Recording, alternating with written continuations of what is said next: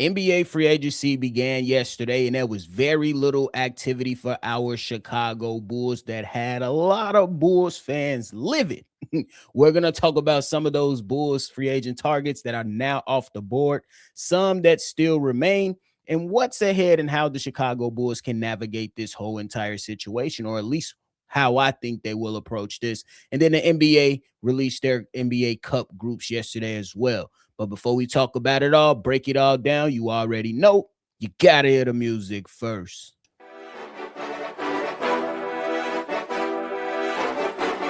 Cognac, gang.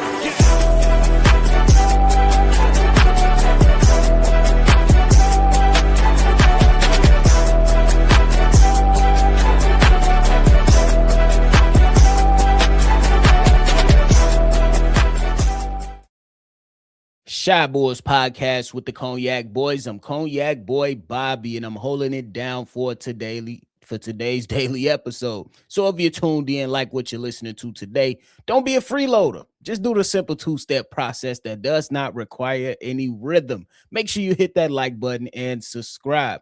But hey, let's jump into the content. We already know that free agency began yesterday, and it was one of those things that had a lot of people talking, a lot of people talking on both sides of the aisle. Some people that was more on the cool, calm, and collective side, and some people that was just a little outlandish with comparing Bryson Graham to AK. We ain't waste no time bringing back AK into the fray. But nonetheless, there are a number of things that happened during free agency and a lot of options for the Chicago Bulls. They are now off the board in said players. And now we're going to just have to sit back and wait and see how the Chicago Bulls are going to navigate this whole entire thing. But the players that are now off the board, at least that was on my list for potential shooters, for potential big man help, and to see if a guy could potentially come in and help with the two-guard spot. Now off the board, we have Tim Hardaway Jr., who signed a one-year deal with the Miami Heat, which is a really good signing for him. And then we have Jock Landale, who remained with the Atlanta Hawks, signed himself a $14 million contract. Robert Williams re-signs with the Portland Trail Blazers. Landry Shamet, who went on and returned to the New York Knicks.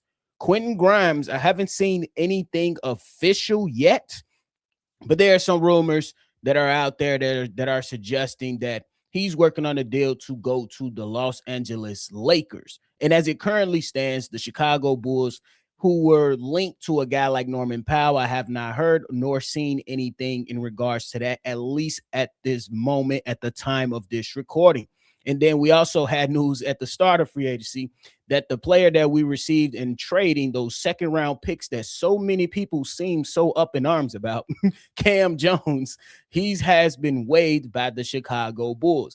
And while we were sitting there, twiddling our thumbs, having discussions, eating our dinner, and really settling down for bed, and in the wee hours of the night, the Chicago Bulls said, you know what?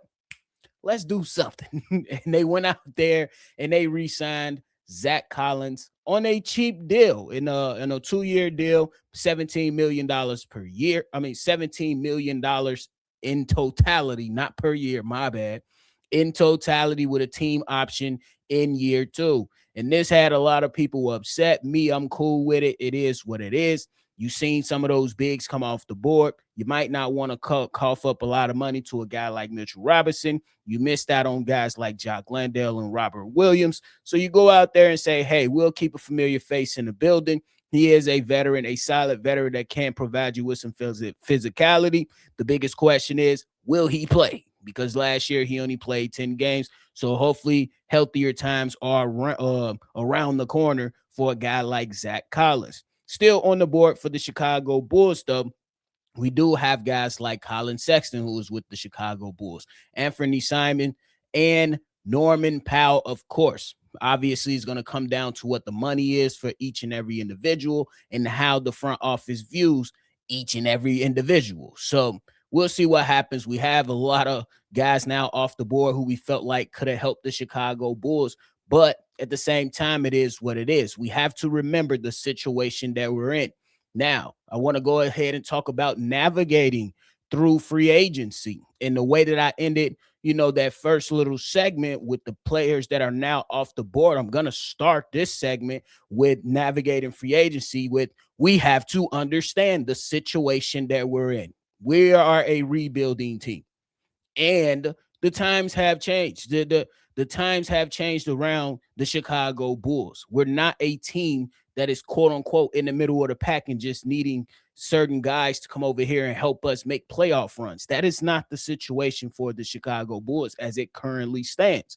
And when we look at some of these other guys and where they land or where they're going, a Tim Hardaway Jr. has a better chance of winning in Miami at the age and the state of his career where he is, then coming to the Chicago Bulls, even if the Bulls were interested. We don't know if they were, but if they were interested, Tim Hardaway Jr., when you get a call from Miami Heat to go play with Bam and Giannis, it sounds way better, to keep it a buck with you, than come playing with a bunch of young pups just because there's a belief that they can jump out the gym.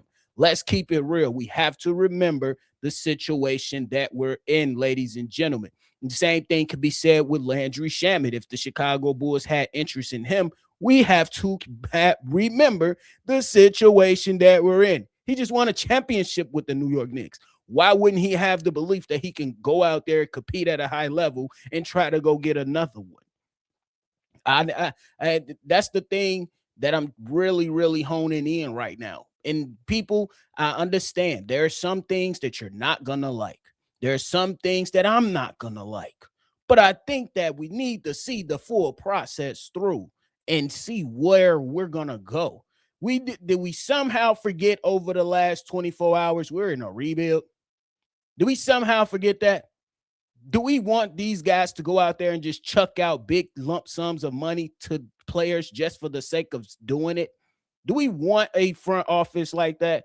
Or do we want a front office that is going to stay on course and really stick by staying on course? Do we want that? And I think the Chicago Bulls, they're going to go out there and they're going to have open spots.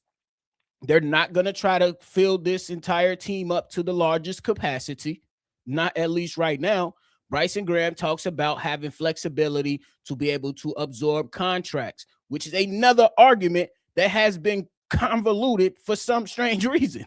Like, just because somebody says they want to take on a large contract, it does not mean that we're going to go out there and be negligent just to take on said bad contract. No. There has to be some train of thought behind all of this, guys.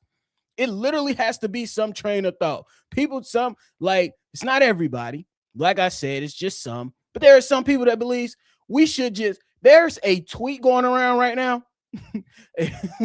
I hate to bring this up, but I have to bring it up because it's funny as shit. There's a tweet going around right now that the Chicago Bulls can absorb the contracts of DeMar DeRozan and Zach LaVine. Why? We have to keep a cool booty. Calm down, ladies and gentlemen. Calm down. Just because they said they want to take on and accept salaries or willing to absorb some salaries doesn't mean we're going to go out there and just take on anything. This has to be a strategic process. And I want to remind everybody, we're in a rebuild. This is what most of us ask for. I ain't going to say everybody, but I'm pretty sure 99.9 of Bulls fans was ready for the rebuild after letting go AK, after letting go Zach LaVine, after letting go DeMar DeRozan, Alex Caruso, and etc. We all wanted the rebuild. Now we're in the rebuild. Now we're trying to accelerate the rebuild by being stupid. Do we somehow forget the rebuild when AK said we're not going to skip steps?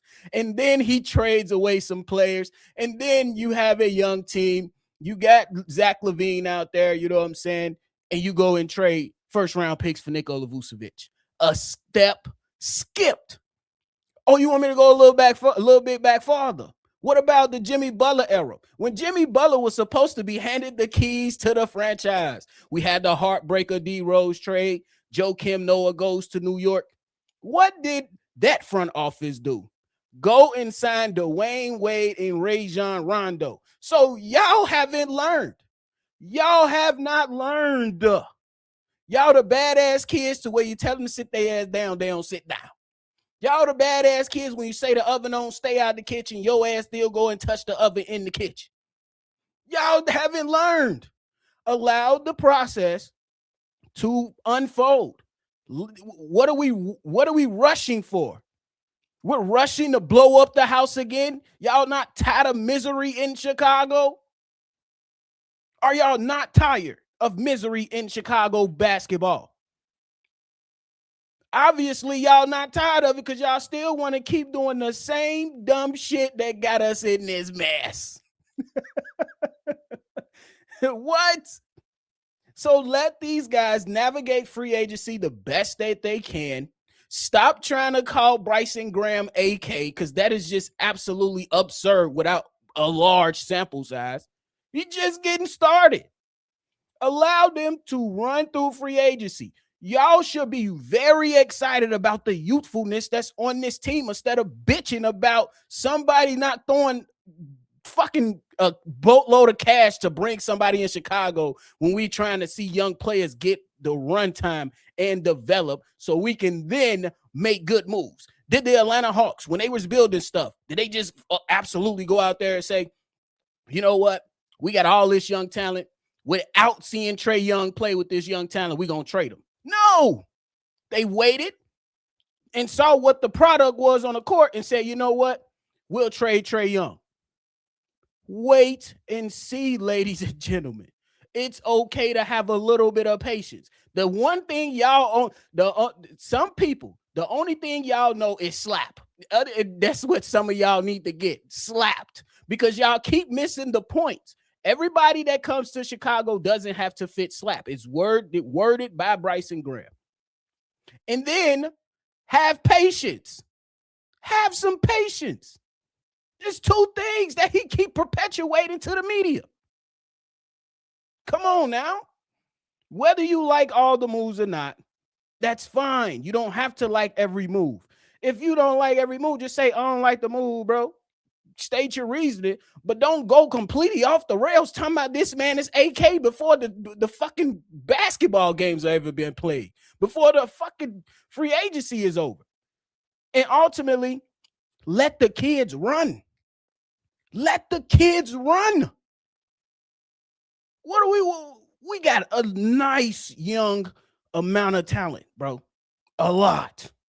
Allow the Chicago Bulls to navigate this thing the way that they see fit. Slow down. Let's have some patience, because if we don't have patience and then he gets jittery and then do something stupid like the last two regimes, then y'all going to be calling for his job. He just getting started. Let's see what's to it first, man. Let them navigate free agency the way that they see fit, because there's going to come a point in time to where we get to watch Summer League, and just as much as loud as some of y'all was with trying to call them AK, y'all going to be talking about, oh my God, look at Caleb Wilson and Dalen Swain. Calm down, bro. Calm down. It's okay. Take a chill pill, smoke a blunt, take some yak, whatever you got to do. It's cool, man. It's only day one of free agency too. Like, calm down. This shit is funny, bro. It's okay. But let's not act like we're not in a good spot right now today. You're not going to solve roster issues in one offseason, ladies and gentlemen. That's being unrealistic, and that's being absolutely unfair. And again, I want to see the young kids run. Figure it out. We're not winning 50 games this season. I'm just ready to have fun. Talk shit to C-Dub, Steve-O, all the fellas. And watch the young players develop. See the continual growth. Man, it's crazy work over here, bro. I appreciate it. I hope y'all enjoyed my TED Talk, for sure. Let's end on a higher note, though. The NBA, they went out there, released the NBA Cup groups. They have been revealed. The Chicago Bulls will be in Group East C. That C is in C-Dub. Nonetheless, they'll be in that group with the Hawks, the Hornets, the Wizards, and the Boston Celtics. I think it's, excuse me, I think it's pretty damn good group. I like the challenge to face off versus the Hawks. That's a nice younger up and coming team. And those guys over there got some playoff experience, and I think that'll be something fun to watch. You know what I'm saying? See the comparison between a young up and coming team. The same thing could be said about the Charlotte Hornets, who just really just said to hell with LaMelo and to hell with Bridges. And they was like, you know what? Con Knipple, we own. Miller, let's go. And then, you know what I'm saying? They had themselves a solid draft too. So I think that'll be a fun matchup. And then the Wizards, AJ DeBonsa versus Caleb Wilson.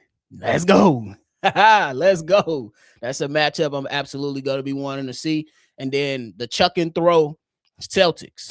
Yeah, y'all know they be chucking. Yeah, we're going to see if they change up their style. We'll see if Jaylen Brown is still on the team by the time we roll around and start playing basketball games. But that is your group East C.